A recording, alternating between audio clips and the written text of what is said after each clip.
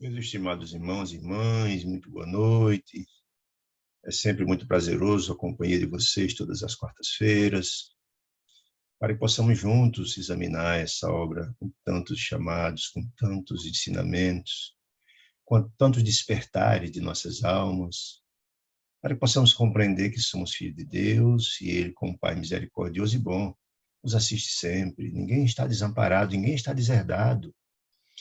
Essas obras nos trazem essas informações todas, tentando colocar os nossos espíritos de posse dessas informações, para que possamos usar esses instrumentais que Deus nos dá de renovação e transformação, que afinal de contas a reencarnação é esse meio que Deus nos concede para atingir os fins, que é a felicidade, que é tudo que o Pai deseja.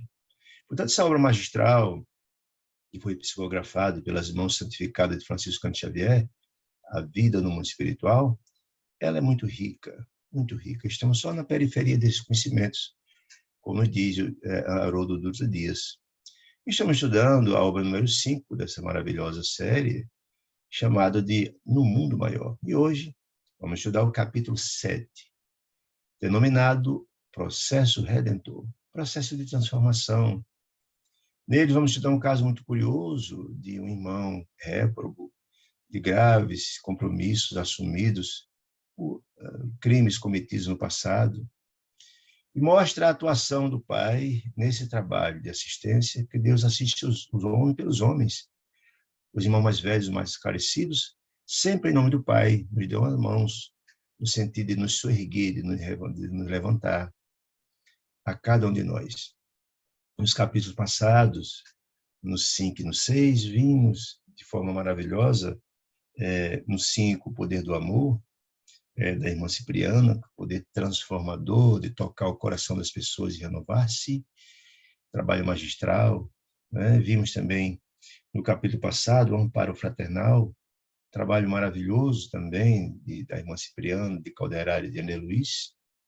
No trabalho, a Julieta, a jovem, e de Dona Cândida, desencarnada, no trabalho maravilhoso de reequilíbrio de Julieta, também de Paulino, e que trouxe essa paz, essa tranquilidade deles, trouxeram harmonia ao coração de Dona Cândida, que pôde encarnar em paz. A gente vê, de todas as formas, a multiplicidade de tarefas, de assistência que Deus encaminha a cada um dos seus filhos.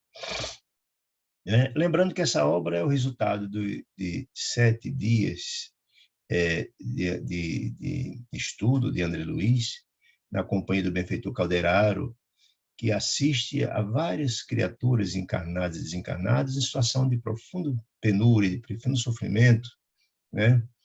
Casos limítrofes, prestes à loucura, de obsessões dramáticas, em casos que redundam quase em suicídio, enfim.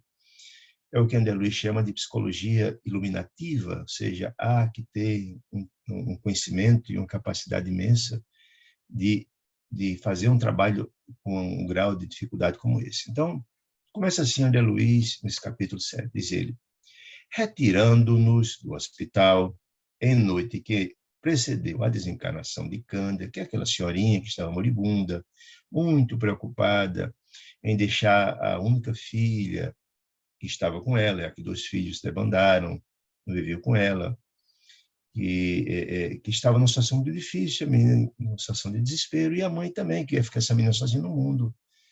E ela estava muito preocupada ao deixar. Então, é essa a história narrada no capítulo passado. Então, André Luiz, que na noite anterior, quando estava prestando assistência a Dona Cândida e a Julieta, ele na companhia de Caldeira, precisava se ausentar. E ele até fala no capítulo anterior: olha, vamos ausentar agora do trabalho, vamos assistir um irmão profundamente necessitado, mas eu vou entrar em detalhe agora, que no próximo capítulo abordaremos a sua história. Então, está dizendo aqui, na noite anterior, a desencarnação de Dona Cândida, e depois ele volta para a desencarnação de Dona Cândida, o assistente asseverou: mas não temos tempo a perder no trabalho de socorro.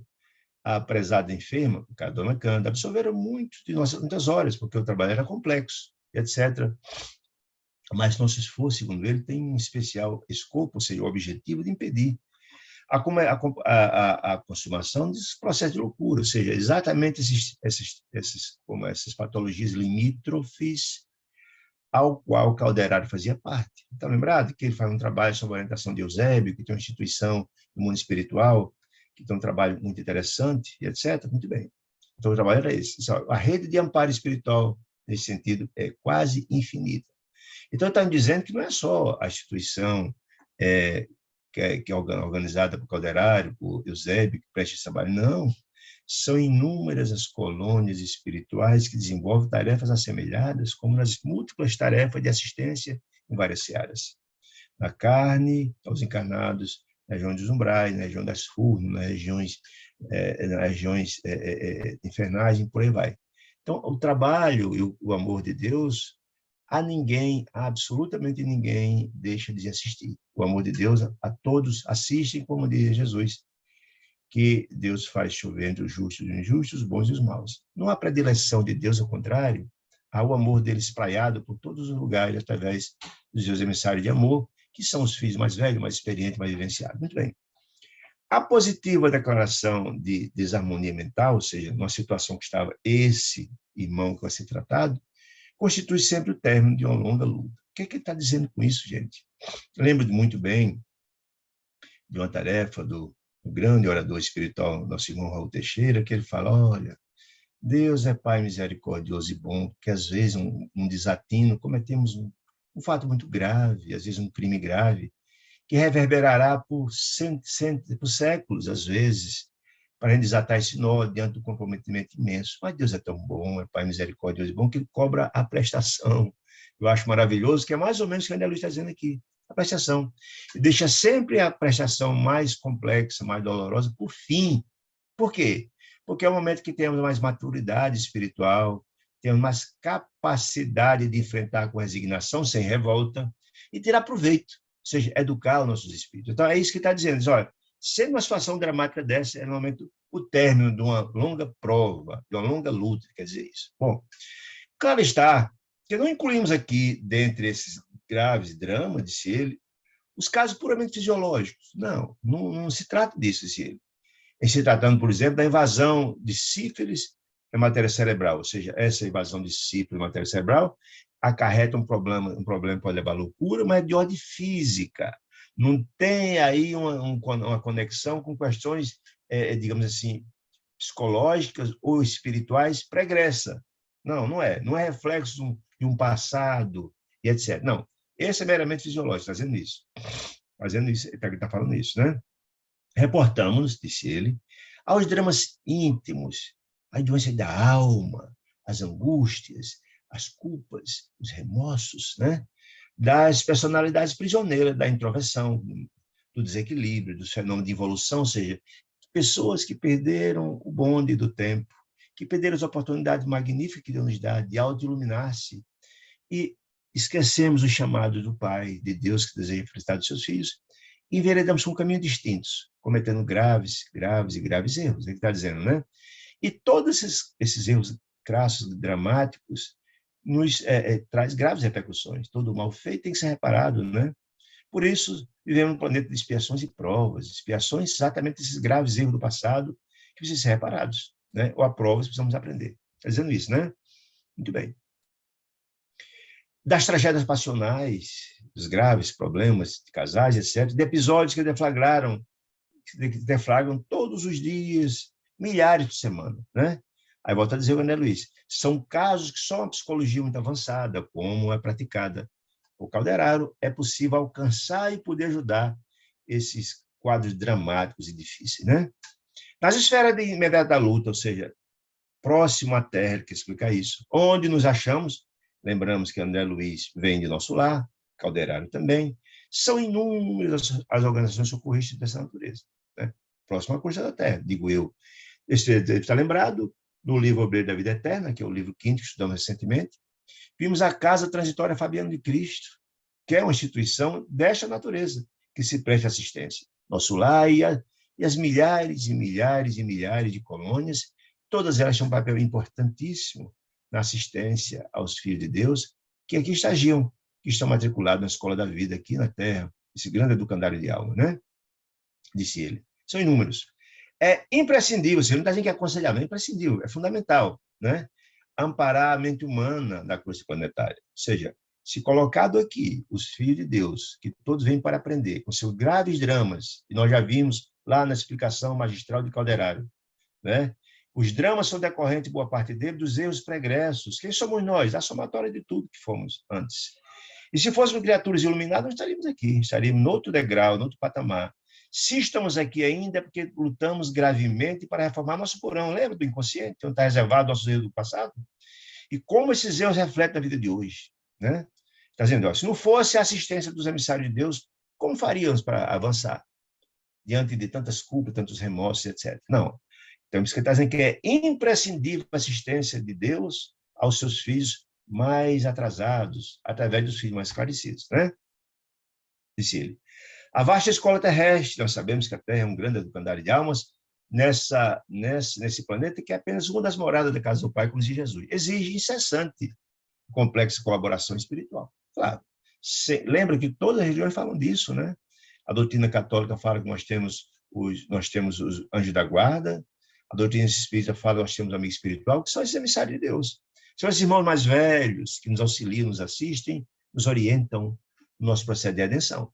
Esse trabalho acontece de forma maravilhosa. Nossos amigos espirituais, quando não podem ajudar diretamente, intercedem através de suas capacidades, pedem intercessão dos espíritos mais elevados para assistir a cada um de nós. Então, nenhum de nós está desassistido, quer dizer isso, né? Indubitavelmente, disse a sabedoria divina, Deus, o Pai Criador, não se descuidou da programação prévia de serviço. Ou seja, antes de chegarmos aqui, tem toda uma rede, quer dizer isso, há toda uma rede preparada pelo planejamento celestial de assistência aos filhos de Deus que vem. Toda uma rede pensada e trabalhada, né? Nesse particular. Falta dizer, é Deus assistindo o homem pelo homem, né? Mas, olha, esta rede imensa, essa teia de assistência, não só se dá a nível dos espíritos, não só se dá a nível da assistência espiritual, não. Há toda uma teia pensada por Deus. Olha, encarregou Deus a ciência, e ninguém tem dúvida que tudo é criado por Deus, a ciência também o é. Qual é o papel da ciência, né? É superentender os desdobramentos harmoniosos dos fenômenos pertinentes à parte física. Em que se presta a ciência? É trabalhar em cima da matéria. A ciência trabalha basicamente na matéria, né? Por exemplo, um ramo da ciência que é a medicina, ela trabalha muito bem para estudar os fenômenos que acometem o corpo físico, não é? São exatamente as patologias, as doenças que acometem o corpo físico. Mas não, a ciência, a medicina não alberga as doenças da alma, não. O papel dela é buscar os diagnósticos a respeito das doenças, das patologias, encontrar medicamentos adequados, como a pandemia que estamos vivenciando agora, né? Incumbe a filosofia, Deus é outra criação de Deus, para acompanhar essa mesma ciência, buscando os valores intelectuais, os valores da ética, da moral, etc., etc., né? Baseado ainda nos valores materiais, né? E confiou nessa tríade, ciência, filosofia, a religião. A religião é importantíssima porque cabe a tarefa da religião é o desenvolvimento da alma, é a autoiluminação. As religiões trazem conceitos, informações, ajudas, esclarecimentos, que são verdadeiros chamados de Deus aos filhos que aqui estão. A busca do autodescobrimento, o despertar de que somos criaturas multifacetárias, somos criaturas transcendentais, somos criaturas que estamos aqui, mas não somos daqui, né? Que nosso espírito continua e esse espírito tem que ser educado. Nós temos que alimentar esse espírito para ele seguir sua trajetória. Lembra-se quando Jesus falava amai-vos uns aos outros, ele está dizendo alimentai-vos uns aos outros. Porque Jesus também dizia uma coisa maravilhosa, nem só de pão vive o homem. O pão serve para nutrir o corpo físico, mas o espírito só se nutre de amor, né?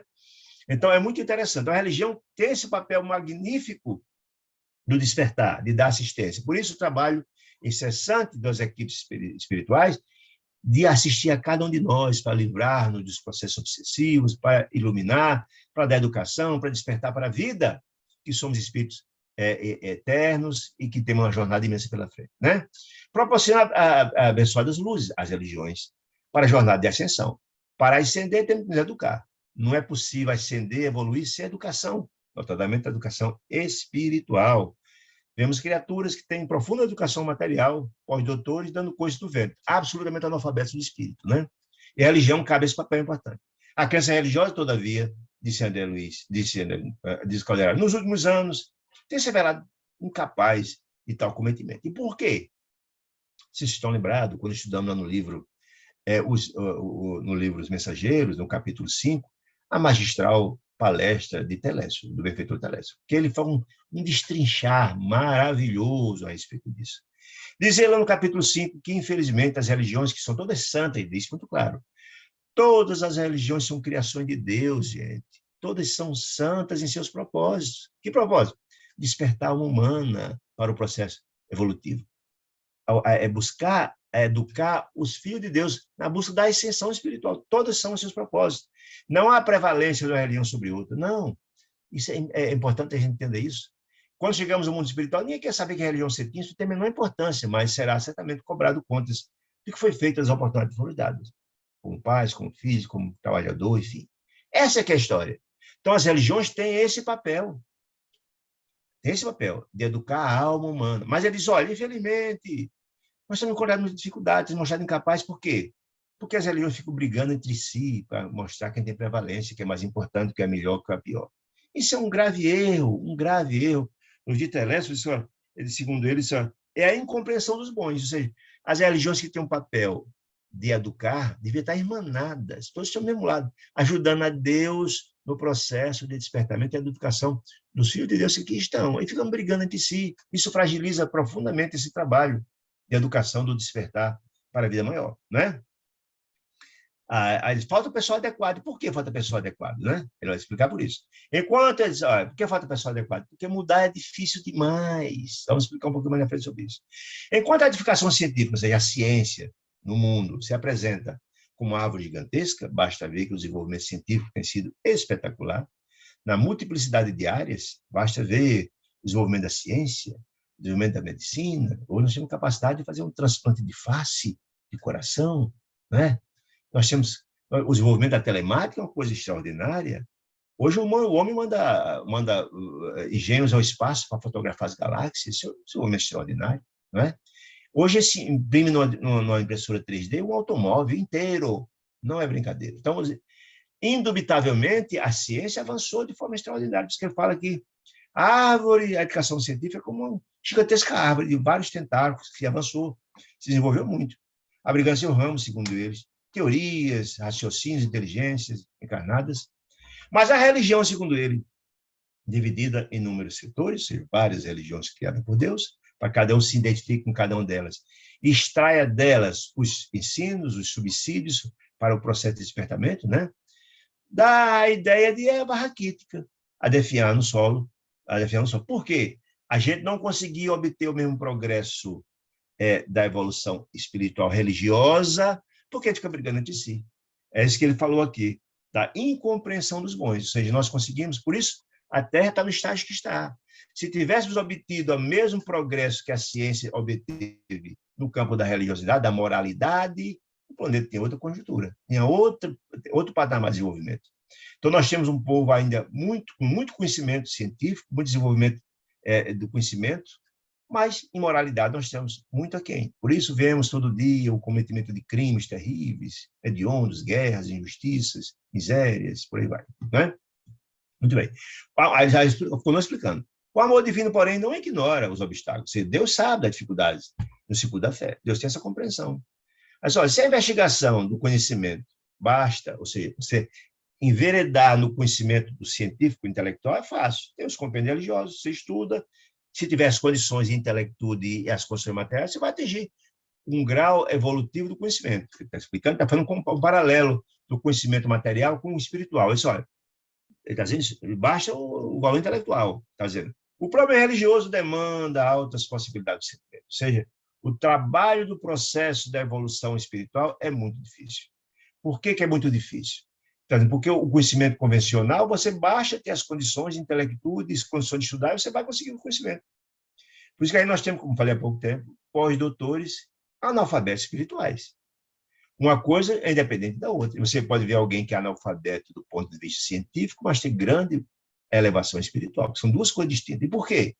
Porque o processo da educação espiritual é muito mais complexo. Por que é muito mais complexo? Porque você tem que enfrentar você mesmo. Você tem que enfrentar seu porão cheio de iniquidades, cheio de sentimentos infelizes, de ódio e ressentimentos. Você tem que trabalhar-se. A reforma ímpia é muito difícil, muito mais difícil que o conhecimento convencional, que você tem que enfrentar os outros, você tem que enfrentar você próprio. Você tem que entender os seus erros. E, a partir de entender seus erros, admiti-los, lutar para errar menos. Olha como é difícil. Por isso que a doutrina espírita nos diz que o espírito é criado simples e ignorantes. Todos. E para atingir o processo de evolução, é preciso fazer a reforma íntima, a renovação, a transformação. O que significa isso? Identificar nossos erros, admitir nossos erros. Enquanto a gente achar que estamos certos, fazendo os erros, achamos distante do processo. Na hora que identifica os erros, começa a lutar para errar menos, aí o processo começa a deslanchar. É o grande processo do processo ascensional, começa aí. Mas é muito difícil, porque, na verdade, mudar é muito difícil, meus amigos. Mesmo a gente sabendo determinadas condutas erradas, vez por outra, a gente se pega cometendo aqueles erros. Porque mudar é muito complexo. Por isso, nós temos uma grande dificuldade na renovação. E aí, essa explicação maravilhosa de Calderaro, que nosso cérebro tem 3 andares, ele explica muito bem isso.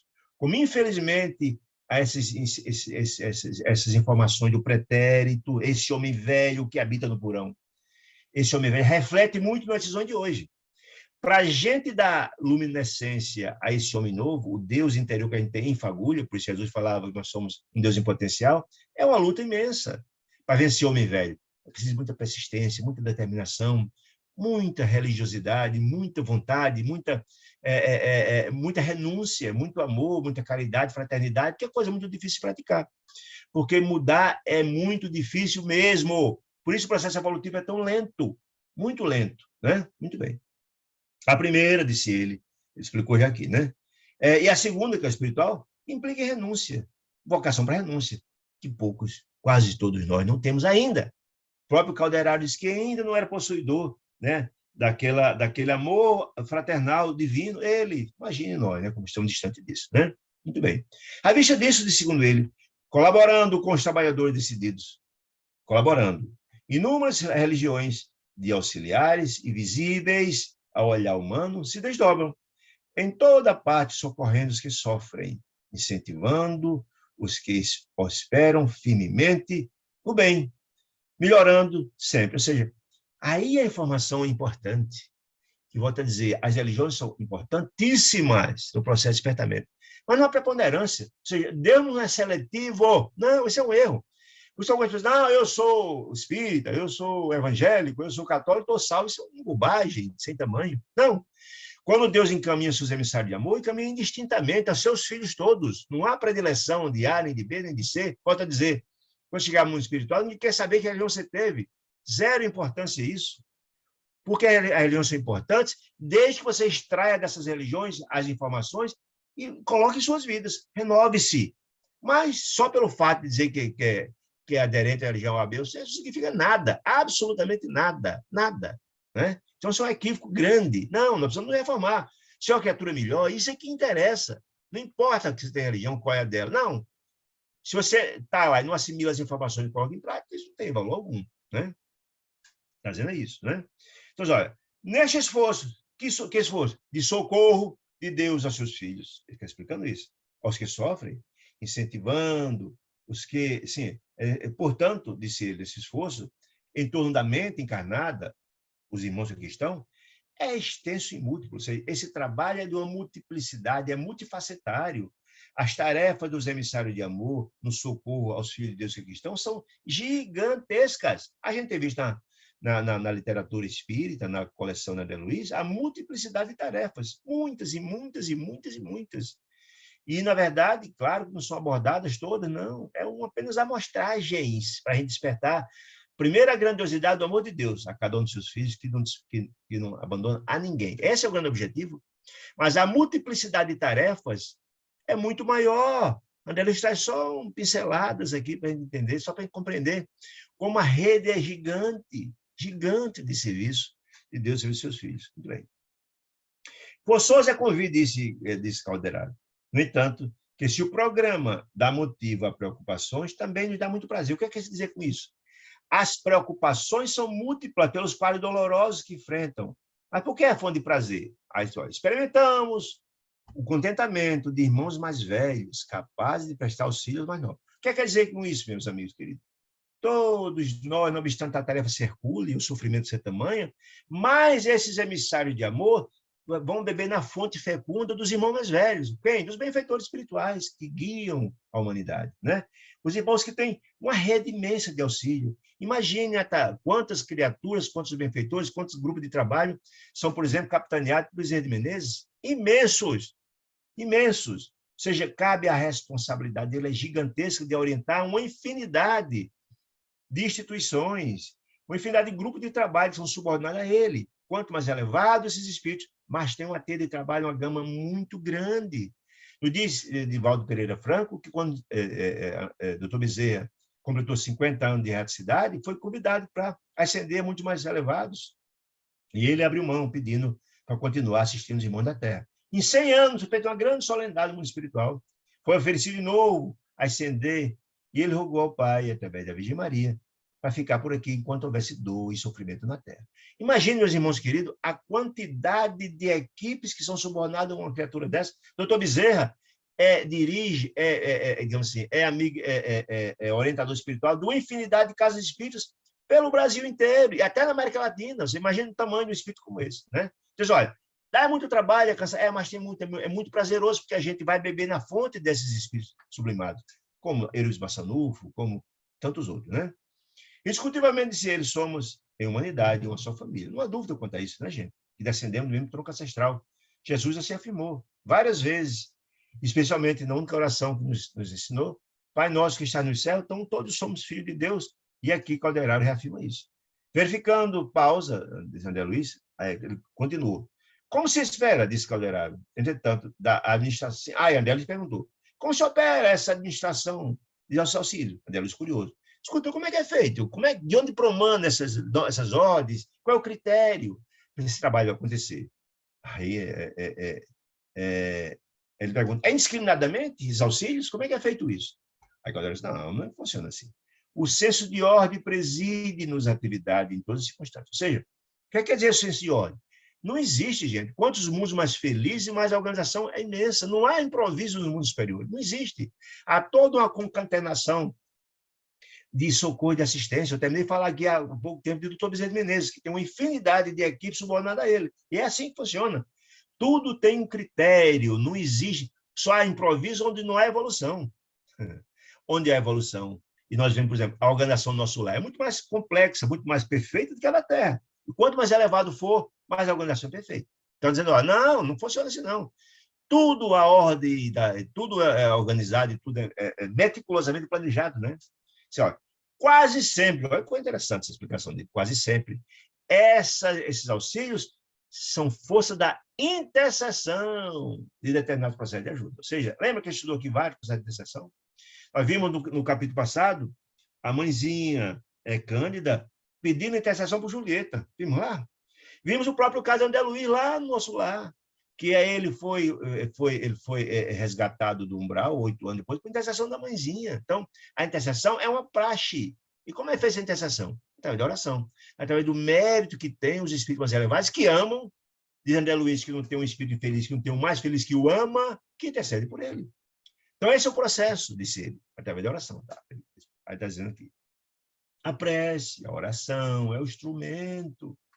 Representa pelo desejo não manifesto, pelas aspirações íntimas, pelas petições declaradas. A prece é o proveniente da zona superior ou surgida no fundo do vale. Ou seja, quer dizer, esses pedidos, essas intercessões não só surgem do mundo superior, não, gente. Pode surgir nas regiões abismais, nós já vimos isso. Alguém que está lá nas regiões infernais, terríveis, nas furnas, em profunda dor, pode surgir de lá um pedido de um benfeitor que o ama, para socorrê-lo. Não importa de onde venha, não importa de onde venha. Quem leu, e eu aconselho que leia, vale muito, muito, muito, muito a pena, o capítulo 1 do livro Entre a Terra e o Céu, que o benfeitor Clarencio, aquele ministro de nosso lar, do Ministério do Auxílio, que socorreu, que resgatou André Luiz, dá uma palestra memorável a respeito das preces. Ele fala que toda prece, toda, absolutamente toda tem repercussão, toda tem resposta.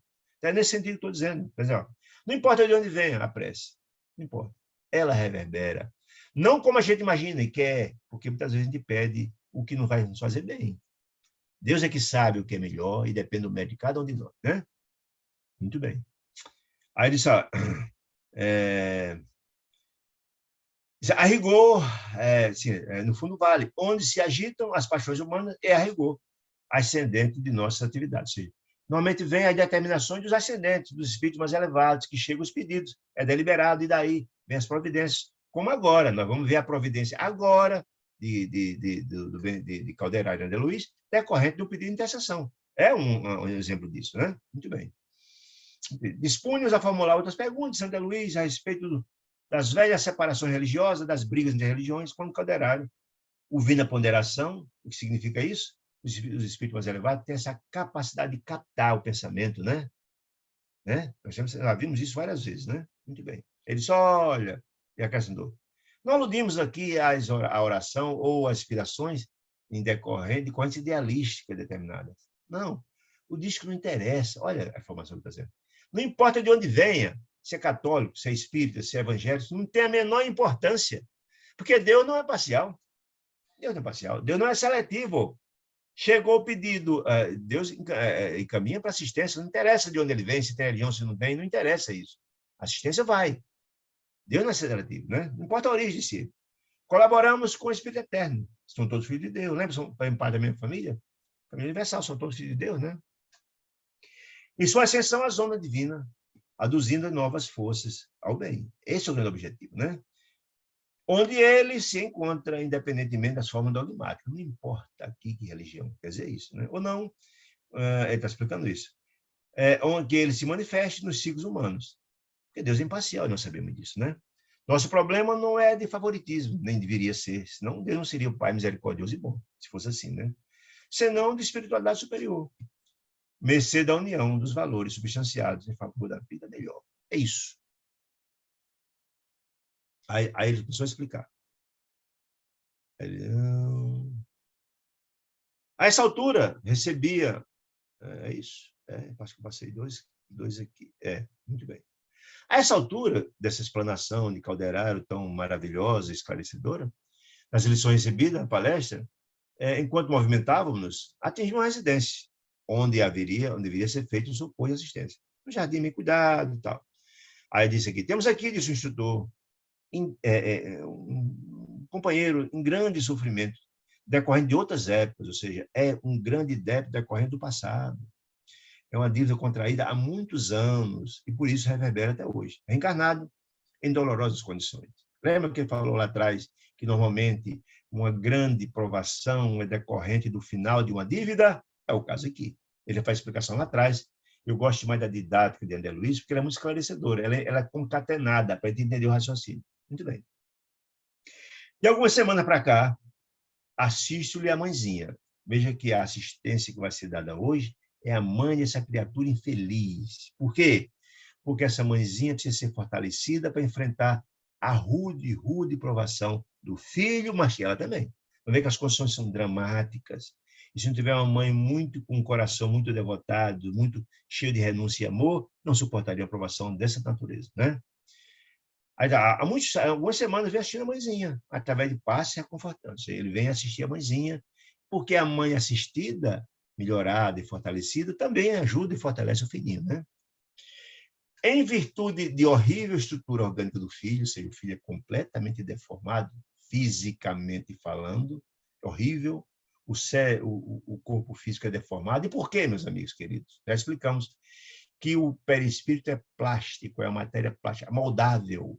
E quando, na verdade, o seu coração está cheio de sentimentos infelizes, isso reflete no seu corpo perispiritual. As deformidades do corpo perispiritual decorrem de um espírito deformado. Porque lembremos que o nosso corpo de carne nada mais é do que uma cópia fiel do corpo espiritual, perispiritual. Essa é a grande verdade, né? Muito bem. A organização horrível da estrutura do filho, a ele encadeado há muitos séculos. Quem? A mãezinha é encadeada há muitos séculos. Ela tem ligação com ele há muitos séculos, com o filho. A razão da pobrezinha, está falando da mãe agora, está numa situação muito difícil. Prende-se mutuamente por grilhões graves, compromissos. Eles têm compromissos entre si, a mãezinha e o filho. Considerando-se a nobre, a nobre postura, costume da oração. Olha que interessante. Olha, gente, essa informação é muito importante. André Luiz já tem dito isso lá no livro Mensageiros, no nosso lado, melhor dizendo. Admirando, assim, o que ele diz aqui, considerando a nobre costume da oração no horário pré-fixado, olha que importância disso, viu? Valendo-nos nós, André Luiz de Calderaro, dessas ocasiões para servir de amparo. O que significa isso? Por isso, onde é Dona Laura lá no nosso lado. A importância do evangelho no lar. Mas não só do evangelho no lar. Qualquer religião que tenha o hábito de um dia e horário certo de fazer, por exemplo, a Ave Maria. As famílias que têm o hábito de rezar Ave Maria às 6 da tarde, é o mesmo efeito. Naquele dia estabelecido, a espiritualidade está lá, porque cria toda uma ambiência, cria toda uma harmonia para que o trabalho de socorro assista-se. Por quê? Porque nesse dia e horário é designada uma equipe espiritual para lá se encontrar. E onde está a luz, as sombras não se encontram. Por isso, André Luiz fala lá no livro, no Mensageiro, ele diz isso, que a casa que tem o hábito de realizar o evangelho no lar transforma-se em uma fortaleza contra o mal, contra o mal. Portanto, o dia e horário estabelecido é importante, porque a espiritualidade amiga tem muito o que fazer, por isso tem marcado dia e horário, né? Você está dizendo aqui, ó, aproveitamos o dia da hora da oração dela para a gente chegar e fazer assistência a ela, porque há uma ambiência, há uma sintonia, há uma ambientação adequada. Muito bem. Muito bem. Admirado, André Luiz, muito admirado com a ordem, como é feito todo esse trabalho de assistência, do imenso que fazer do mundo espiritual, que é tudo planejado, bacana, nas mínimas ações. Acompanhou o Calderaro para acompanhar o quadro, de uma forma, né? Aí, em rápidos minutos, achávamos em pequena cama, assim, em pequeno quarto, onde magro doentinho repousava, choramingando, ou seja, estava lá se lastimando, uma situação muito dolorosa e difícil. Cercada dessa entidade, essa criança encarnada numa situação dramática, aleijado, traumatizado, tinha duas entidades profundamente infelizes obsidiando ao lado dele. Tão infeliz quanto ele. Ou seja, ele era o parceiro, havia sintonia deles no campo da inferioridade. Gente, porque nós já vimos e estudamos isso, que as entidades infelizes e os obsessores, às vezes, são mais infelizes do que o próprio obsidiado. Nós já vimos isso. Porque passam 24 horas, nós vimos isso lá, na situação de Camilo em relação a Pedro. Não vimos no capítulo 5? No capítulo 5, vimos isso, né? 24 horas ligado o tempo todo pensando em fazer o mal ao obsidiado. 24 horas. E o obsidiado sofre, é verdade, mas tem outras, digamos assim, outras formas de se beneficiar do carinho da família, da pai, da mãe, da assistência fora. Mas aquele pobre coitado está obsidiando 24 horas sem pensar em nada, a não ser fazer o mal àquela criatura. Então, ela é mais infeliz ainda. Certo? Então, havia sintonia deles imbricado no comprometimento imenso. Está dizendo isso, né? Muito bem. Unidade feliz quanto ele.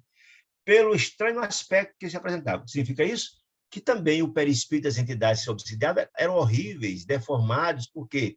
Porque foram deformados. O seu coração está empedernido também em atos, em sentimentos, em pensamentos absolutamente infelizes. E toda essa gama de sentimentos horrorosos traduz-se na forma do perispírito. Lembra que Jesus falou que onde está o seu pensamento está o seu tesouro? Muito bem. Se o tesouro é divino, é de luz, traduz-se-á isso no perispírito iluminado, faces belas, gestos adoráveis. Se o seu coração está lá cheio de trevas, de desarmonia, isso também reverberará nas ações, no perispírito com os faces horríveis, deformados, né? Nas feições e nos atos de horror, de ódio, de sentimento, enfim, de malefícios, só pensa ver o mal, na forma de se expressar e tudo mais, né? Muito bem. Aí diz, o menino, o Calderaro falando, André Luiz, enfermo, inspirava piedade, diz André Luiz, é paralítico, olha que provação superlativa, gente. O menino era paralítico de nascença, era o primeiro filho do casal, só tinha esse, por exemplo, um casal que aparentemente era feliz, olha que coisa interessante. Lembra daquela história que nós falamos, que é uma aprovação rude, vem num momento como esse, aquele casal feliz, mas tinha que passar por uma aprovação e encontrar um filho numa situação como essa. Talvez por ter pedido, ou então não uma aprovação para eles também. Claro que é uma aprovação para ele, né? Muito bem. Meu feliz?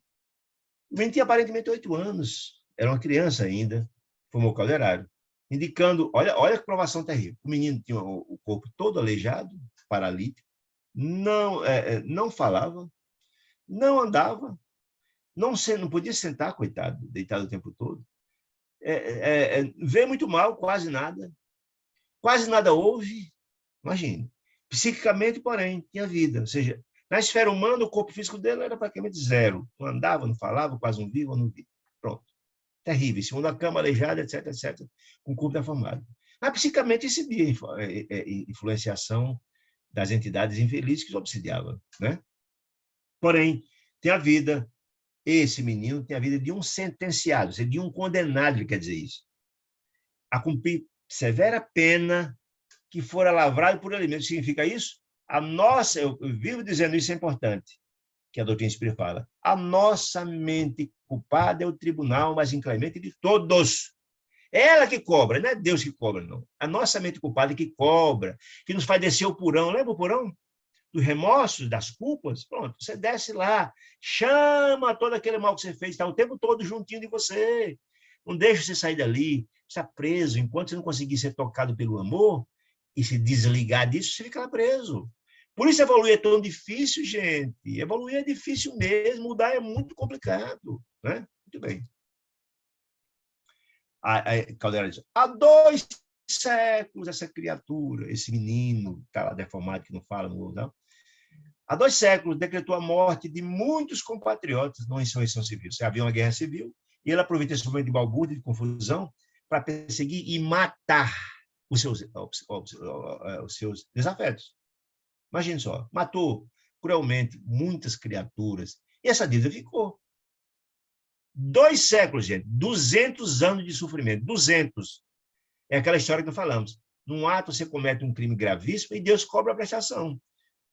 Cometeu tudo num tempo só, mas está sendo cobrada a prestação em 2 séculos, porque você não suportaria num só. E você se revoltaria se fosse cobrado numa coisa tão grande no começo. Você precisa passar no processo modeladamente, para no final cobrar a última parcela quando você tiver capacidade de raciocinar, de pensar e ter aproveito desse processo todo. Muito bem. Valeu-se ele, o menino, o endividado, da desordem política administrativa para vingar-se de desafetos pessoais, semeando ódio e ruína. Ele nem fala quantos ele matou. Não, nem diz quantos. Mas deve ter sido muitos. Né? Que ele fala que muitos, a morte de muitos compatriotas, não tem nem ideia quantos são. Né? Muito bem. Viveu nas regiões inferiores, apartado da carne, ser desencarnado, inomináveis suplícios. Onde? Na região de abismais, na região de infernais, não tenho dúvida disso. Pelo número de crimes cometidos. Ser um réprobo grave. Inúmeras vítimas já lhe perdoaram, nesse decurso de 200 anos, os crimes. Muitos de suas vítimas conseguiram progredir. E o perdoaram, seguiram seus caminhos. Mas ele continua ainda com suas culpas e seus ódios, ainda, né? Muitos já perdoaram, disse ele, né? Muitos, contudo, seguiram-no no decurso desses 2 séculos. Muitos, já que ele matou muitas pessoas. Obstinados, anos afora. A malta de espíritos sofredores, a malta. Veja só, a quantidade imensa de espíritos sofredores. Porque malta era como se fossem animalizados, criaturas infelizes e profundas, né? Outrora densa, rareou, pouco a pouco.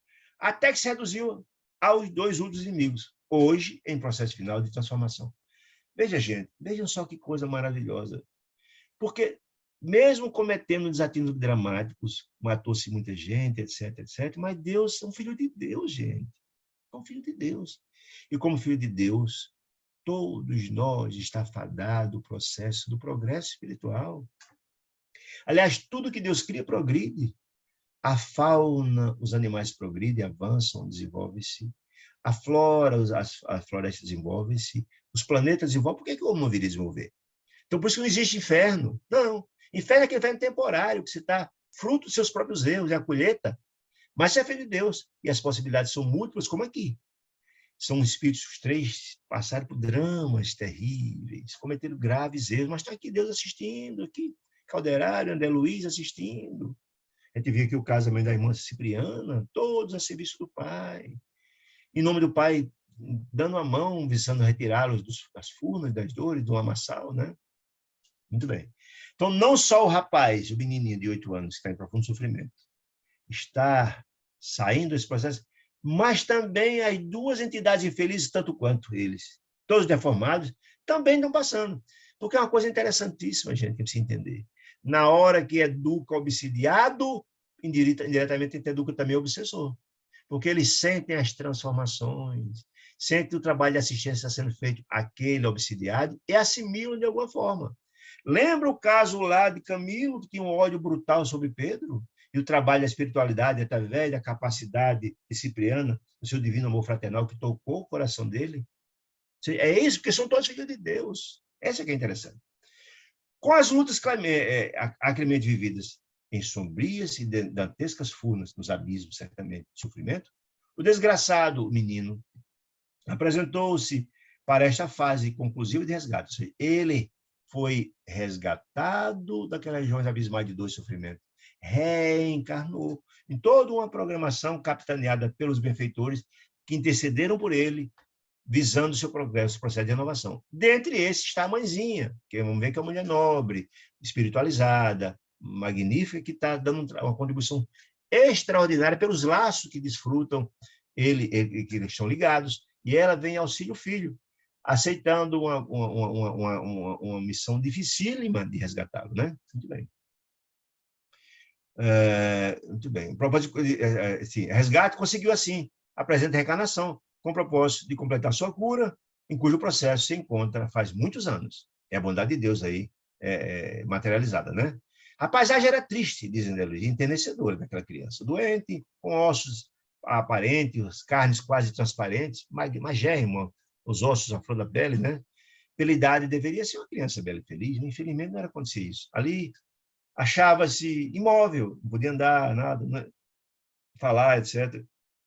Apenas emitir sons gatuais, como se fosse um felino, quase um miado, não falava, etc. Uma situação dramática, né? Própria da esfera subhumana, ou seja, ele não é regrediu espiritualmente, que ninguém regride, mas o perispírito estava com umas feições pré-humanas, digamos assim. Ele quer explicar isso, né?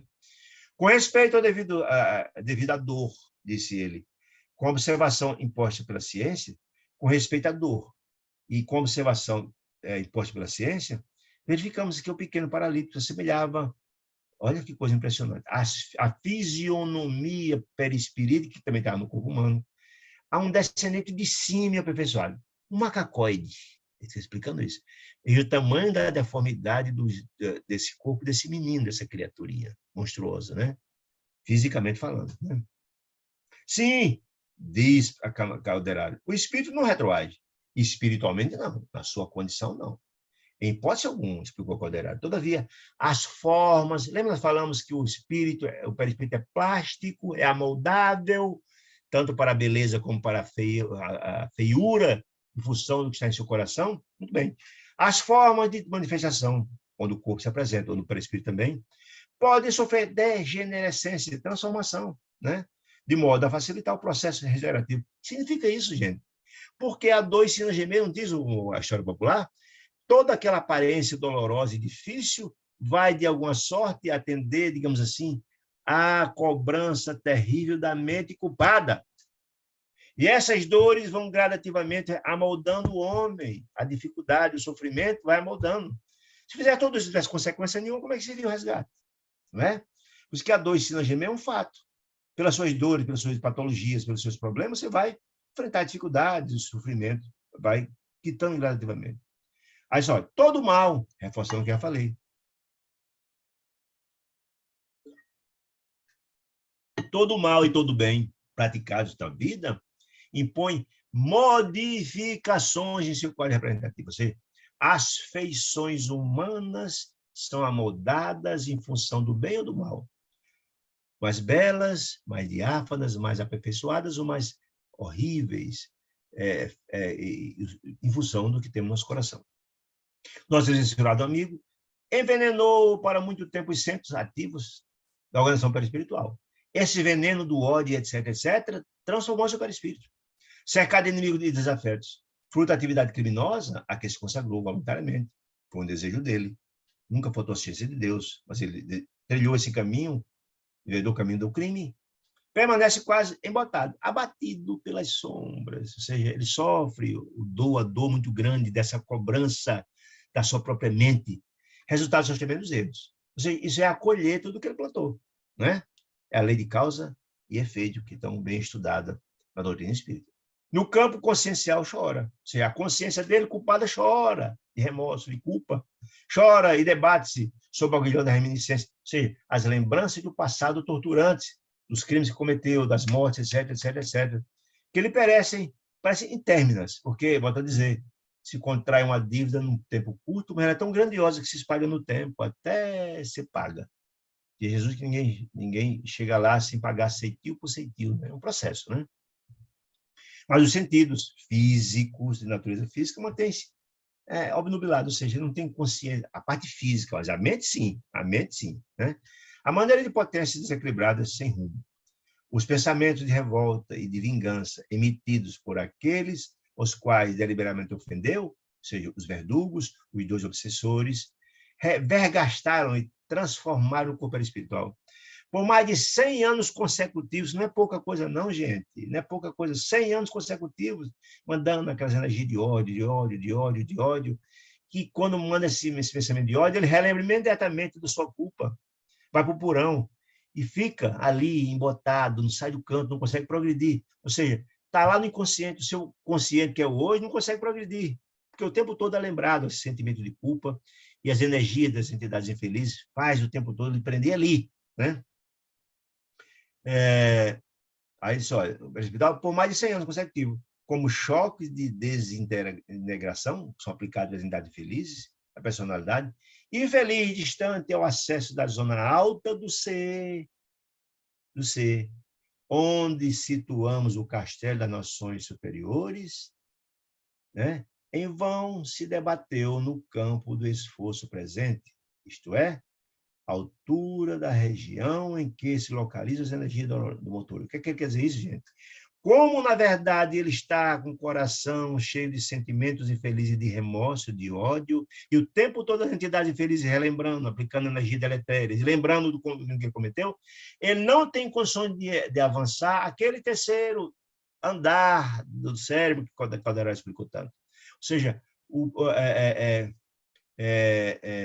lá no superconsciente, lá que é onde é a fonte de onde promanam as energias sublimadas, que é alcançada pela prece, a intercessão dos benfeitores, visando a modificação desse porão, que está lá no inconsciente.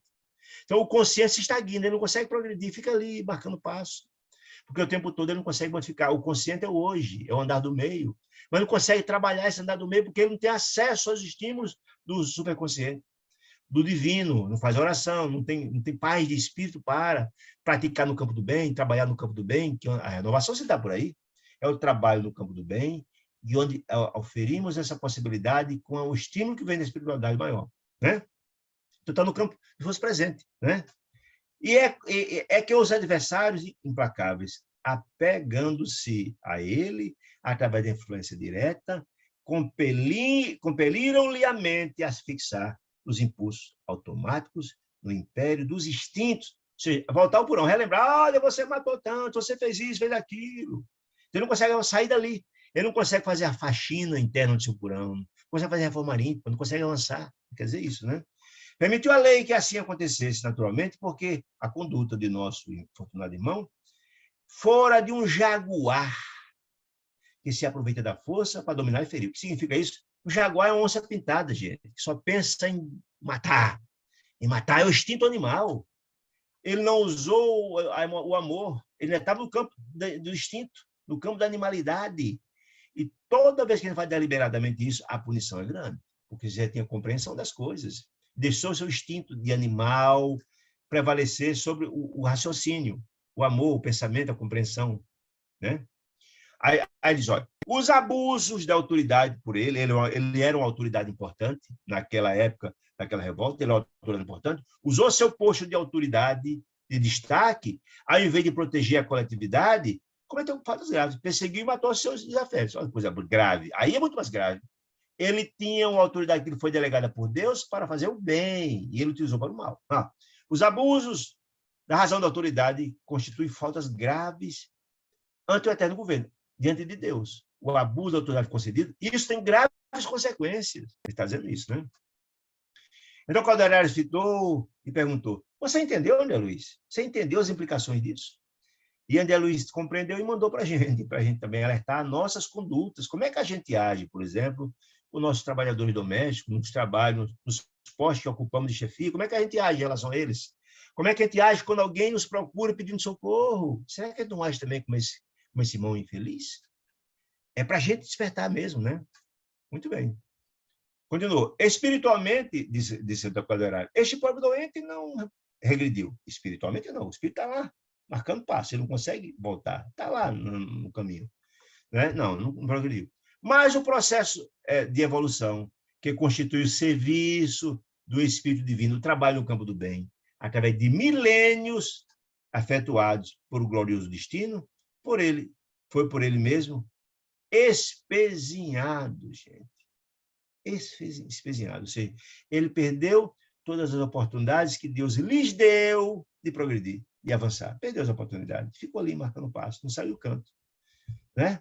Ele não regrediu espiritualmente, mas não progrediu, ficou ali. Né? Porque não há regresso. Não há. Se contrair dívidas, essas dívidas vão sendo pago. Né? Está explicando isso. É espezinhado, encarnecido e retardado. Retardado o quê? As possibilidades de avançar, que não chegou. Né? Semeou o mal, colhe-o agora. Seria a colheita. É a lei de causa e efeito. Traçou audacioso plano de extermínio de muitos, valendo sua autoridade, que o pai lhe conferira, concretizou o deplorável projeto e sofre as consequências naturais, de modo a corrigir-lhe. Por isso que a dor ensina a gemer. O mal, a dor, faz, na verdade, a gente refletir sobre nossos atos. Ele está vendo essa dor e ele sabe que essa dor é consequência do mal que cometeu. Por isso que a dor é importante. Por isso que, às vezes, não entende a importância do sofrer. O sofrer significa que você está fazendo um link com o seu porão e está entendendo que o seu sofrimento é decorrente daquilo que você praticou. E aí você se renova na dor. Se renova na dor. Isso é que ele está dizendo, explicando isso, né? Já passou a pior fase, disse Calderaro. Já passou a pior fase. Agora, vocês imaginem como é que foi as anteriores, lá nas regiões abismais, nas regiões infernais. Imagine como foi isso, né? Imagine, né? Presentemente já se afastou do maior número dos inimigos. Imagine quando ele estava sendo atentado, perseguido por todos os inimigos que ele matou. Imagine. Aproximando-se de amoroso coração materno, e aí a enviada sublime de Deus, por um gesto de renúncia, esse anjo guardião encarnado, que é a mãezinha, né? Que auxilia a refazer-se no término longo curso de regeneração por 200 anos, não é pouca coisa, né? Reparando a estranha atitude dos infelizes e desencarnados. Agora, Calderaro fez um levantamento a respeito do quadro do menino, mostrando as patologias e por que ele está sofrendo isso. E agora vai falar um pouco sobre os dois obsessores. Olha que coisa interessante. Reparando a estranha atitude dos infelizes desencarnados que o seguiam, pretendia indagar algo. Mas quando o Calderaro observou esse pensamento de André Luiz, pela telepatia, captou e já respondeu, né? Também os míseros perseguidores são duendes do ódio da vingança, são semelhantes, por isso têm os espíritos também deformados, porque se fossem melhores, não estavam nem obsidiando ele, não é não, gente? Se tivesse auto-iluminado, não estava ali, já tinham seguido seus caminhos, óbvio. Como os outros, ele matou muitos, mas só tem esses dois, os outros, sendo milhares, foram embora. Mas é que estava ali, ainda estão na condição semelhante a dele. Né? São doentes de ódio e de vingança. Não pensam, talvez até mais infortunados, porque continuam pensando só 24 horas em vingança. Como nós enfermos, é um remanescente do crime. Aqueles também cometeram muitos crimes que ele aqui não narra. Eu acho interessante a didática de André Luiz por isso. Porque, normalmente, se ele explicou lá atrás os quadros, por exemplo, ele tratou lá no caso, lá no capítulo 5, do caso de Camilo, mostrando o que Camilo fazia e as consequências para Camilo, o sofrimento de Camilo, aquela dor, ele não precisa explicar agora, não. Ele já explicou lá atrás. Não precisa voltar a dizer que, na verdade, os obsessores são muito infelizes e sofrem mais ainda. Por isso que ele não explica aqui. Né? Eu acho interessante isso. Só que eles são doentes da vingança e do ódio, enfermo, conhecendo do crime. Ele não narra detalhes sobre isso. Apenas diz, olha, são náufragos na derradeira fase da salvação, como se fosse um navio. Faz aqui uma figura de linguagem, né? Após enorme hecatombe no mar da vida, como se fossem náufragos no mar da vida, como se fosse um mar de verdade.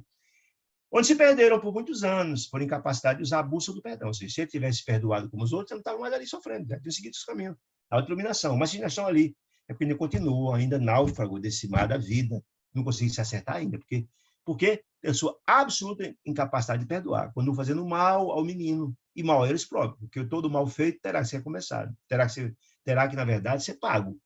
Então, o mal que ele continuou fazendo para o menino, por causa do ódio, ele continuou se endividando e terá que ser cobrado depois. Essa é a grande verdade. Muito bem. Aproximando-se, porém, do Porto Seguro, do socorrista. Aí é que uma coisa interessante a gente ver. Por que estão se aproximando do Porto Seguro?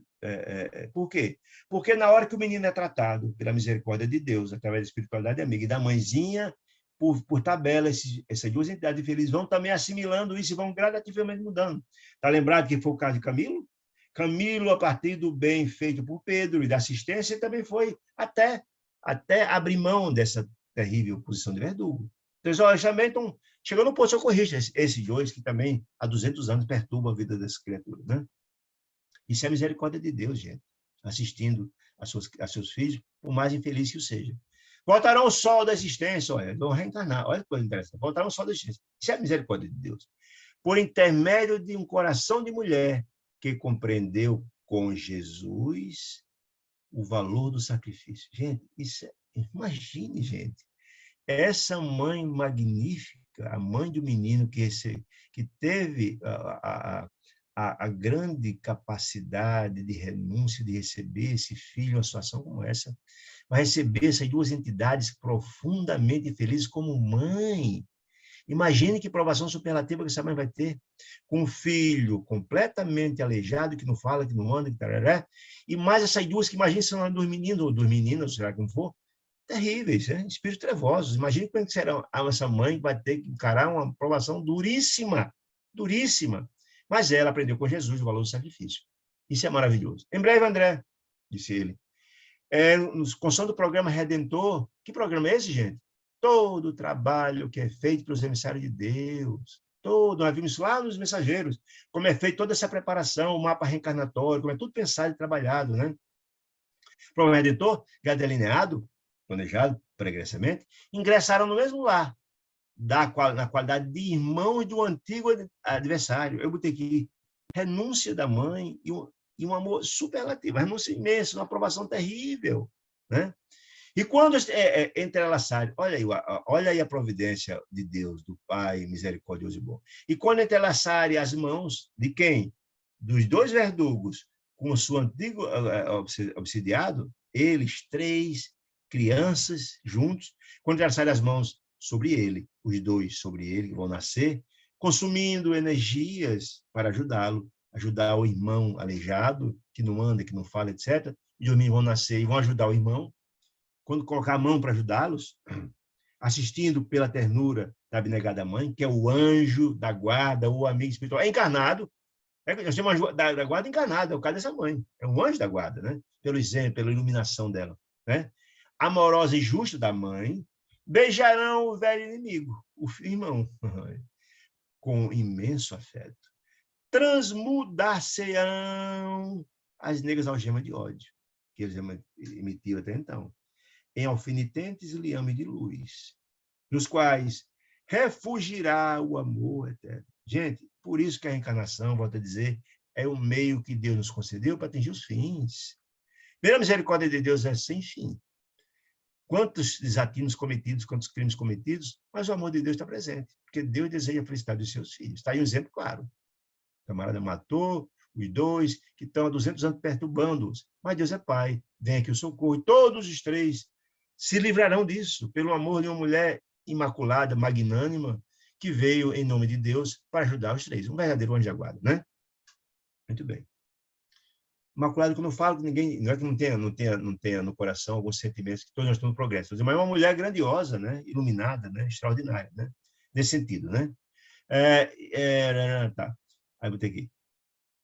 Chegar desse tempo, que tempo? Quando as 2 crianças voltarem, se for irmão do menininho, chegar desse tempo, a força do perdão restituirá nosso doente à liberdade. Olha, gente, veja a força do perdão, gente. Olha a força do perdão.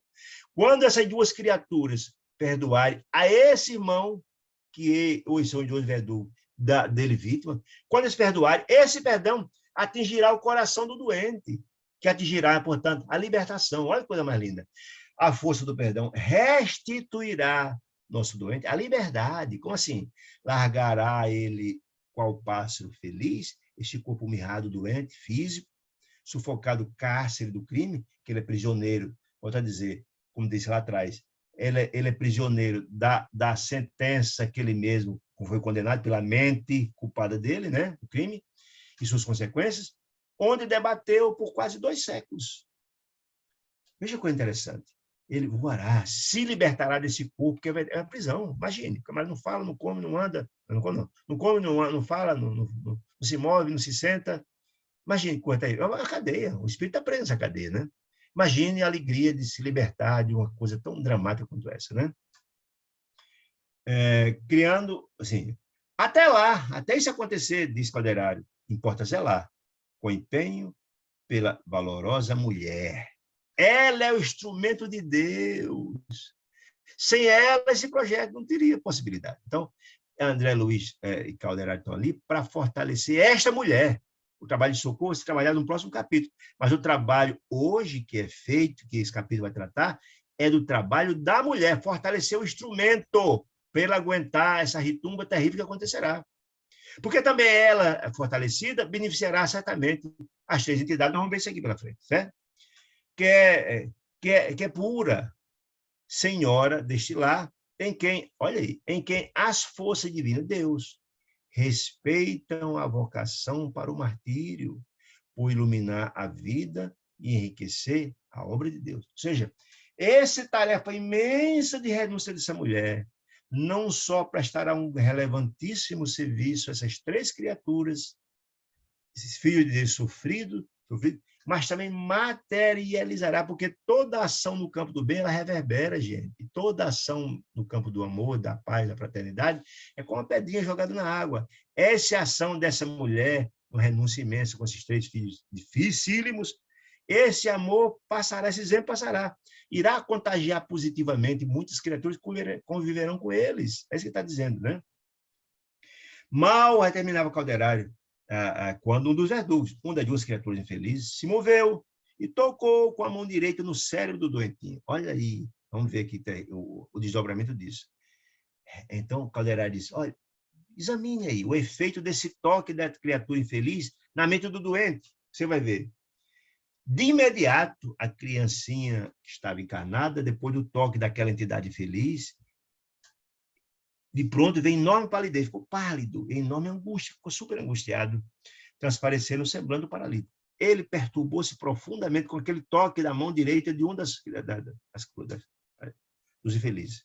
Notei, disse André Luiz, que a infeliz entidade emitia, através das mãos, estrias negras de substância semelhante a piche. Ele emitia para o cérebro do menino, que atingiu o encéfalo da criatura, acentuando-lhe pavor. Imagina, ó, gente, são os efeitos do ódio. Eu metia aquela substância negra, chegava no cérebro do menino, que desencadeava o pavor. Imediatamente ele lembrava de tudo, imagina o sofrimento, né? Dirigi então André Luiz Calderário, que perguntou a André Luiz, olha, meu filho, o amor emite raio de luz, o amor, como foi nossa irmã querida lá, nossa amiga Cipriana. E o ódio emite estilos de trevas, cada um dá o que tem, não, gente? É assim mesmo. Nos lobos frontais, recebemos o estímulo do futuro. Onde? Lá no superconsciente.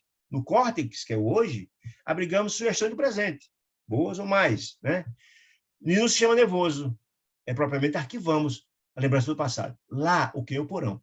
Então, esse toque do menino, lá da entidade inferior do menino, volta ele para o porão. Lembra de tudo. Olha, lembra do que você cometeu. Imagina. Nosso pobre amigo está sendo bombardeado por energias destrutivas de ódio. Da região do serviço presente. No hoje, ele não tem condições de sair dali, lembrando de todo o mal que fez, o sentimento infeliz. Isto é, em suas capacidades de crescimento, de realização de trabalho, nos dias que correm. Ele não sai dali, porque essa entidade fica o tempo todo lá, lembrando a ele esse passado terrível, né? Tal situação desse ele deriva da culpa, né? O remorso, né? compele-o a descer mentalmente. Aonde? No porão, onde o seu comportamento é inferior. Lembre de tudo e ver aquelas cenas, né? Ralando pela semiconsciência dos estados evolucionários. Esmagadora maioria dos fenômenos de alienação psíquica, diz Calderaro, da mente desequilibrada, provém disso. Procedem do quê? Desses arquivos do porão. Por isso que é tão difícil mudar, gente.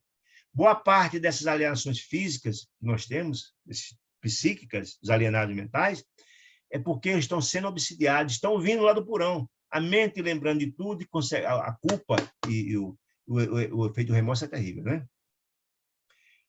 Repara o cosmo orgânico, disse Caldeira. Dá uma examinada. Sabe que onde ali foi médico, né? O doentinho, da aflição em que se mergulhava, passou contorções, mas são contorções terríveis, né? Dramáticas, né? Evidenciando todas as características da idiotia clássica. Veja os efeitos do remorso e do ódio como são devastadores, né? Os órgãos revelavam agora estranhos deslocamentos dentro do corpo do menino, né? O sistema endócrino entrou em perturbações terríveis. Então, o Calderaro se inclinou para o menino sobre o doente e esclareceu. Os raios destrutivos lançados pela entidade infeliz trevosa alcançaram toda a zona motora. Veja só, gente, como é devastador, como é devastadora esses feixes de sombra, né? Provocando esses raios destrutivos. Paralisação do centro da fala, do movimento, da audição e da visão. Imagina, paralisou tudo. Do governo de todos os departamentos glandulares. Veja como é devastador o efeito do ódio. Terrível, né? Isso ano a ano, 200 anos, imagina. Na verdade, essa dolorosa situação cronificou-se. E tanto ser feito o tempo todo, cronificou-se pela repetição de milhares de vezes em 2 centenas de anos. 200 anos. Imagina o sofrimento que essa criatura passou, gente. Então, as consequências dos atinhos são muito graves. 200 anos lembrando todo dia o mal que fez, recebendo estilete de ódio. Imagine o sofrimento imenso, né? Fez intervalo e diz, olha, examina agora a conduta do enfermo, do menino, do doente, fixando a mente, diz André Luiz, na extrema região dos impulsos automáticos, lá do porão. Seu padrão de comportamento é efetivamente subhumano, ou seja, ele regrediu, do ponto de vista dos sentimentos, lá, quando era em uma fase anterior. Volta a viver estados primitivos, dos quais a individualidade já passou muito século. É o porão, refletindo na vida de cada um de nós, né? Em outros casos menos graves, disse ele, a situação atual, a terapêutica de choque. Então, choque nos menos graves, não um caso como aquele. O médico aplicava naquela época, esse livro daquele 40, né? Choque, a maneira de experimentar dor, que investiga as sombras, examinando os efeitos, não a causa. Ou seja, a ciência aplica o choque para tentar fazer um efeito no corpo físico, sem ignorar as causas. E a causa? Cumpre, disse ele, reconhecer que a psiquiatria, naquela época, década de 40, o maior carinho. As nossas autoridades espirituais têm carinho por ele, que patrocinam, ajudam, estimulam as investigações, o método diligente, orientando-os, os amigos espirituais, para o bem comum, simultaneamente em diversos centros culturais, ou seja, é o estímulo à pesquisa, as orientações que vêm, as intuições que recebem, né? Por enquanto, disse ele, não pode aceitar as verdades, que seria de desejar, em virtude da necessidade de guardar a medicina, um campo conservador, menos aberto aos aventureiros. Eu lembrei do exemplo extraordinário da alagoana Nísio da Silveira, que no começo desse século, uma psiquiatra magnífica, uma das primeiras psiquiatras, fez um trabalho pioneiro, altamente discriminada, no Rio de Janeiro, nos hospícios, e ela fez um trabalho que antigamente fazia lobotomia, era uma ligação do cérebro. Naquela época era feito choques terríveis, aquelas crianças tudo não melhoravam em nada, eram quase tratadas como animais. E ela foi um tratamento humanizado. Pegou essas criaturinhas, botou para pintar, fazer pinturas, tratamento de terapia ocupacional, e depois também de conviver com os animais. Isso melhorou muito o quadro deles. Os quadros que eles pintaram foram feitas exposições pelo mundo afora, e teve repercussão mundial o trabalho que ela fez. Essa mulher magnífica foi recentemente votada na Câmara, no Congresso, como sendo um símbolo nacional, de uma heroína nacional, né? Infelizmente foi vetado o projeto por questões políticas, né? Mas veja só como era feito o trabalho antigamente, né? No plano mental, disse ele, de cada um de nós, não é vaso de conteúdo imaginário. Não é. é repositório de forças vivas. Qual o veículo físico de manifestação que nos é próprio, enquanto peregrinamos na corte. Ou seja, nosso espírito, nossa alma está lá à sombra de tudo que já fizemos. Por isso o porão lá precisa ser reformado, né? Nós estamos aqui falando de caso de mongolismo, perguntou André Luiz, o assistente disse, não. Achamos num fenômeno de desequilíbrio espiritual absoluto. Não. Mas aquele total, a mente está eclipsada, né? Em situações raríssimas, a informação dele, raríssimas, teremos perturbações dessa natureza por causas substancialmente fisiológicas. São muito raras as perturbações profundas da mente por questões fisiológicas. Muito raras. Normalmente são questões espirituais, ele está dizendo isso. Impossível de desconhecer na esfera carnal paralelismo psicofísico. Muito difícil para a ciência no estágio que se encontrava, ainda hoje é assim, fazer a fronteira entre uma coisa e outra, até porque boa parte da ciência não vê ainda as questões espirituais como reflexas dos problemas físicos, mentais, não vê. Né? Isso é muito difícil fazer esse paralelismo. Né? E raramente são de ordem fisiológica. Quem vive na crosta terrestre, sempre defrontar um corpo perecível, disse ele, em primeiro lugar. Ou seja, a ciência olha para o corpo físico, as patologias do corpo físico, não da mente, não as implicações espirituais. Estamos distantes dessa compreensão ainda. Né? Daí, não podemos excluir da patologia da alma, do envoltório denso, nós fazendo, daí, o mundo espiritual, nem menosprezar a colaboração dos fisiologistas abnegados, que atentos se dedicam às investigações da fauna microbiana, o reajustamento e tal. Então, olha, nós, espíritos, sabemos das reverberações das questões espirituais que reflexam no corpo físico. Porque nós sabemos que a doença do corpo físico reverberam da doença do espírito. Mas a ciência não tem essa compreensão ainda, né? Só vê o corpo físico com suas patologias físicas. Está explicando isso, né?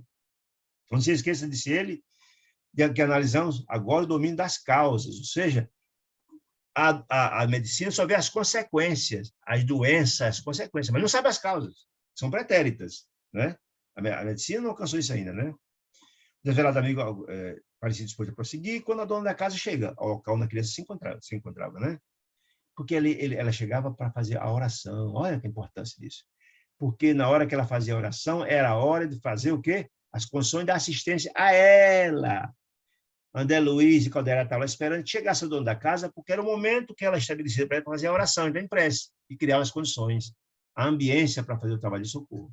Nosso companheiro da medicina humana batiza as moléstias mentais como lhes apraz, diz Caldeira, detendo-se nas questões de periferia, ou seja, as consequências, pois extrair de problemas fundamentais do espírito, ou seja, ele não alcança ainda a doença da alma, dessa compreensão. Relativamente ao assunto, disse ele, conversamos amanhã sobre essa questão, disse André Luiz, no outro momento, disse Calderaro, né? Por enquanto, vamos ver só a questão da presença a mãezinha entrou no local e disse que a mãezinha era jovem, não tinha 30 anos de idade, muito jovem, né? E a sequência do menininho, com todo o amor, com todo o carinho, né? Mas ignorava a presença dos espíritos de André Luiz e Calderaro, que estava lá, né? Ficou em pé diante do berço, o menino, afagou-lhe a fronte, que estava suada, em função das contorções que passou, afastou a coxa, abraçou a criança com muito amor, com muito carinho. O menino aquietou-se. A presença da luz sempre traz a paz. A presença da mãe, o amor de mãe, iluminada, mais ainda. Ele se acalmou, se tranquilizou. Né? Em seguida, a genitora começa a orar. Ela, banhada de lágrimas, começa a orar, numa prece cheia de sentimentos. Né? Segundo ele, parecia um cisne na região espiritual, em maravilhoso cântico, diante da iluminação daquela mulher, da grandeza daquela mulher. Calderaro, então, operara, reparando as coisas. Na hora que ela começou a fazer a prece, criou as condições para o trabalho espiritual. O trabalho de passes que Calderaro começou a fazer, precisava criar as condições para. A oração foi essa condição. Na hora que começou a orar, criou as condições para o trabalho. Então, ele começou a operar nesse momento, a trabalhar, reparando as forças, transformação de fluidos, que ele próprio, Calderaro, aplicava, transferia dele para ela, diretamente, né? E André Luiz acompanhava a prece da senhora com muito, muito, muito carinho, impressionado com a beleza da prece, né? E a gente vê os efeitos da prece, da oração, gente. Cria toda uma ambiência, todas as condições para o trabalho, da espiritualidade acontecer com proveito, né? A jovem senhora trazer ponderações no seu íntimo, na sua rogativa, né?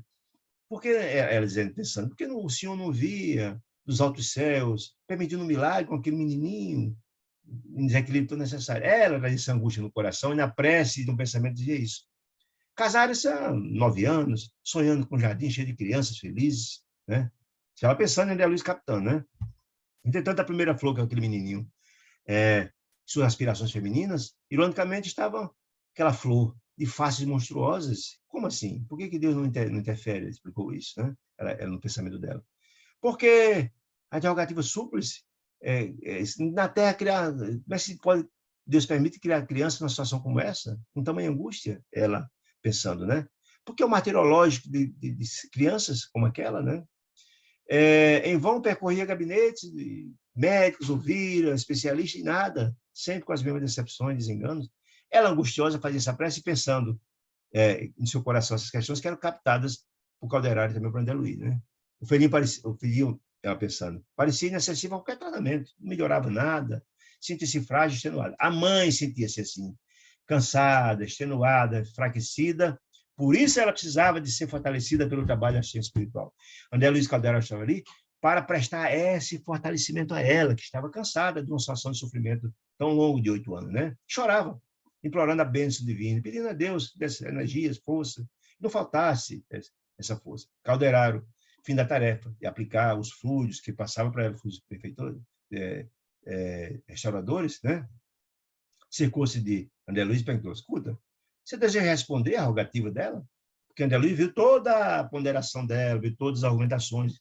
Rogativa, em nome da inspiração superior, ou seja, intuí-la, você deseja, André Luiz, fazer essa intuição, respondê-la pela intuição, através do seu centro de força superior, do superconsciente dela?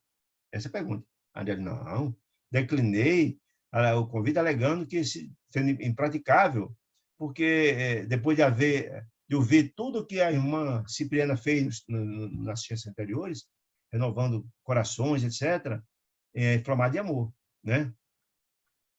Ele declinou, né? Então, Calderari disse, bondoso, aqui, meu amigo, porém, não falamos de corações que odeiam. Lembra que ele disse lá atrás que precisou, sem dúvida nenhuma, do trabalho, lá, por exemplo, com Camilo, que era um processo obsessivo grave, né?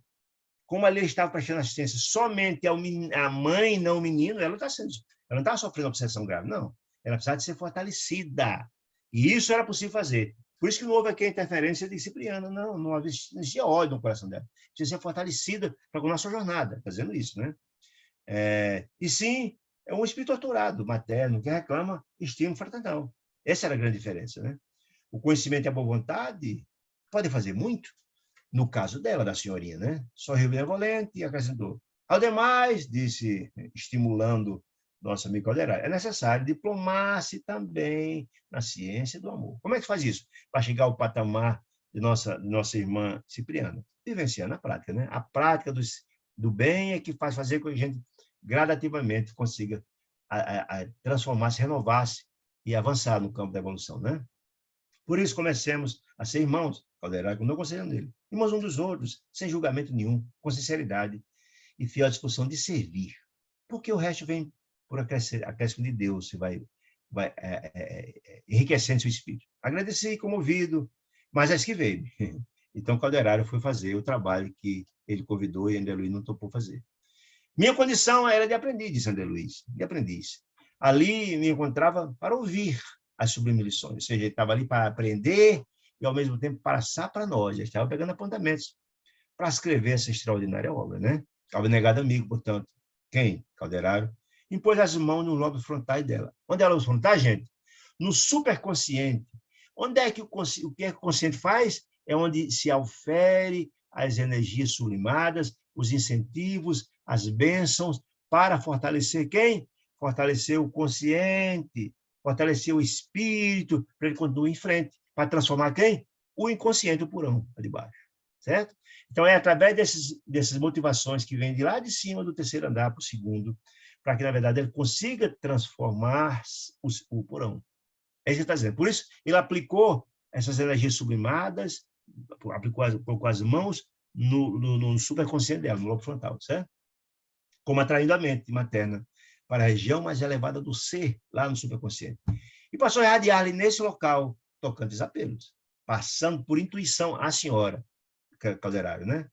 Como se fosse um verdadeiro pai falando ao coração, fundamentalmente sensibilizado, assinalara-lhe Calderário a ela, palavra de ânimo, de consolação, que a afetuosa mãezinha recebia, captava tudo de forma de ideias e sugestões superiores. Ela não via Calderário, mas recepcionava tudo pelas intuições, ela assimilava tudo, as intuições que fortaleciam o seu consciente para enfrentar aquela dura, difícil tarefa que ela enfrentava naquele momento. Notei que a disposição íntima da jovem, da senhora, tão pouco a pouco, foi renovada lento. Ela fortaleceu-se profundamente com aqueles alentos e com as energias aplicadas por Calderário. Fortaleceu-se. Observei que na pineal dela surgira suave foco de claridade irradiante, em que os seus olhos começaram a brotar lágrimas diferentes. Ela ficou altamente, emocionada com as intuições que lhe chegavam. Nós sabemos que a epífise, a pineal, é o canal do comando de todo o corpo, é quem comanda todo o corpo. E também a pineal é por onde recebemos as sugestões da espiritualidade superior. A mediunidade se manifesta através da pineal, nós estudamos lá atrás, nos mensageiros, eu acho. Mensageiros não, a Caminho da Luz, acho que é isso. Certo? A claridade branda, fluindo do cérebro, do terceiro andar, desceu para o tórax, segundo andar, de onde, então, se envolveram tênues fios de luz que a ligavam ao filhinho feliz. Na hora que Calderário está assistindo ela, que ela se iluminando, se fortalecendo, também chegou o filho. Essas energias ela passava também para o filho, que estava numa transfusão de amor muito grande. Contemplou o pequeno, agora calmo, ela estava desesperada antes, né? Passou o espesso véu de pranto, ao ouvir os pensamentos sublimes. Sim, depois do aconselhamento de Calderário, fortalecida, sim, Deus não a abandonaria. Ela chegou a essas compreensões pelas intuições recebidas. Daria força para cumprir até o fim aquela luta que tomara sobre os ombros, com a beleza do primeiro sonho, com a aventura da primeira hora de ser mãe. Sustentaria aquela criança de sua carne como se fosse um tesouro celeste, não obstante as deformidades, mas Deus é que saberia por quê. Mas ela faria isso com muito amor, com muito carinho, porque sabia que era a vontade de Deus. Seu amor avultaria os padecimentos do filho, muito amado. Seu sacrifício de mãe seriam mais doces, mais meigos, né?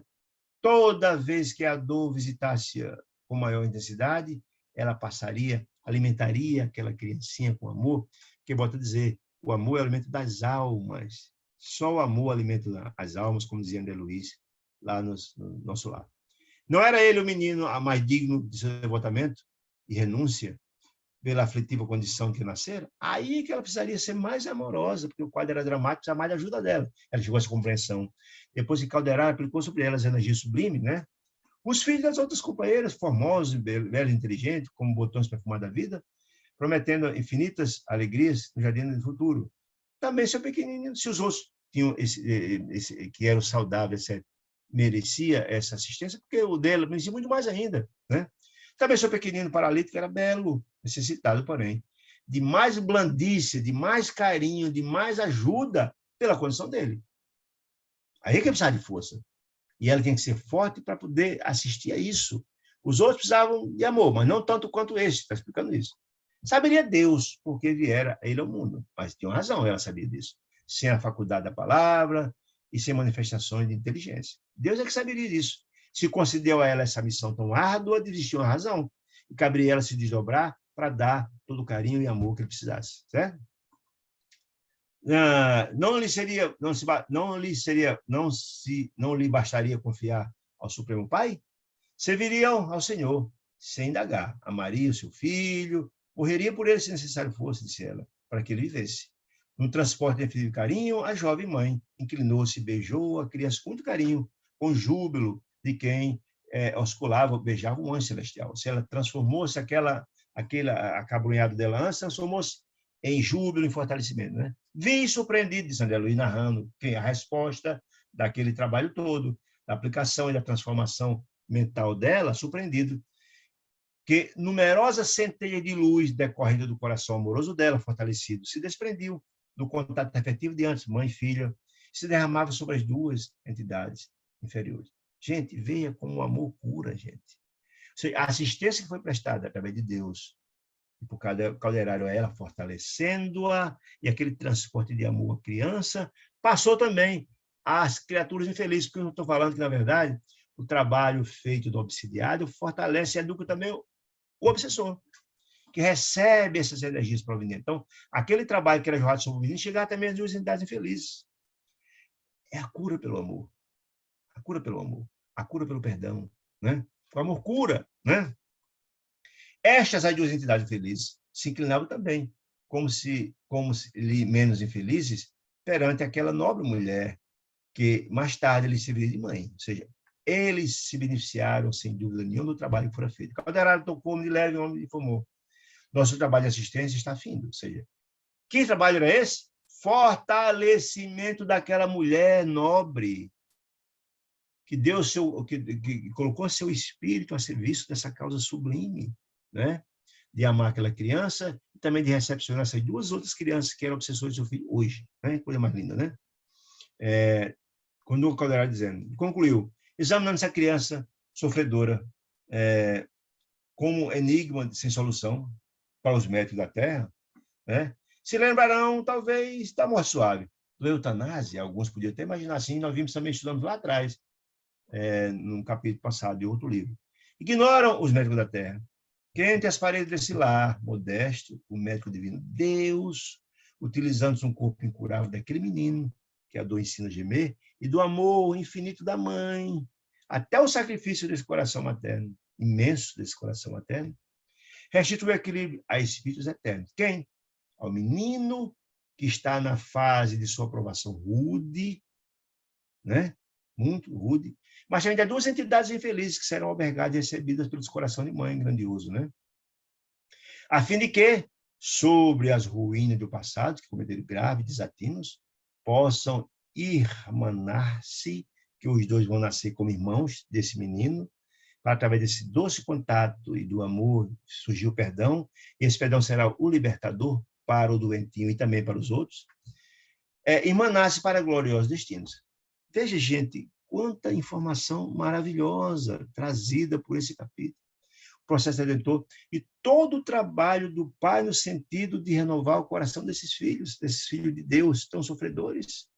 Portanto, nenhum de nós está neste mundo de meu Deus deserdado. Todos nós somos filhos de Deus e recebemos dele todo o ato de grandeza e de amor que só se pode acontecer de um Pai tão grandioso, o Criador de tudo. Meus irmãos amados, terminamos aqui esse capítulo, chamado Processo Redentor, com grandes ensinamentos. E queria perguntar a vocês se existe alguma dúvida, alguma pergunta que possamos esclarecer, etc. Se não, agradecer de coração pela presença, pelo carinho, pela energia que emanou para a gente, estimulando também o trabalho a continuar. Então, fiquem com Deus, tenham uma semana de muita luz e até quarta, se Deus assim nos permitir. Muita paz.